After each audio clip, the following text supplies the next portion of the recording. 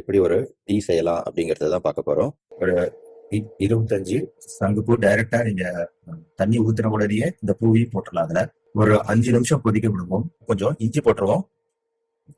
So 5 நிமிஷம் ஆயிடுச்சு. நல்லா இந்த கலர் இறங்கிடுச்சு. ஸோ இப்போ நம்ம ஆஃப் பண்ணிடுவோம். வடிகட்டிக்குவோம். எல்லாரும் பாருங்க எந்த அளவுக்கு ப்ளூ கலர்ல இருக்குன்னு. இப்போ கொஞ்சோண்டு தண்ணி மீதி இருக்கும். அதுலயே வந்து நம்ம கொஞ்சோண்டு லெமன் ஆட் பண்ணோம். ஸோ லெமன் ஊத்துனா அந்த கலர் இன்னும் கொஞ்சம் வேற மாதிரி ஒரு ரோஸ் கலர்ல மாறுது. ஸோ சாரி, நல்லா வயலட் கலர்ல இருக்கு. இந்த கலர் கொஞ்சம் லெமன் ஊத்தினோட வேற மாதிரி மாறிடுச்சு சிட்ரிக் ஆசிட்னால. ஒரு 2 சிட்டுக்க ஜீரகம் இதுல போடுறோம். மறுபடியும் இதை வந்து ஒரு 5 நிமிஷம் கொதிக்க வைக்க போறோம். ஸோ இதுவுமே நம்மளுக்கு வந்து ஒரு ப்ளூ கலர்ல இருக்கும். அதாவது சளி பிடிச்சிருக்கு அப்படின்னா வந்து இந்த மிளகு சீரகத்தை சேர்த்து நம்ம குடிக்கலாம். இது வந்து நம்மளுக்கு லெமன் சேர்க்கப்பட்டது, எலுமிச்சை சேர்க்கப்பட்டதுனால இது வந்து ஒரு புத்துணர்ச்சியை கொடுக்குது நம்மளுக்கு குடிக்கும் போது. இன்னைக்கு நம்ம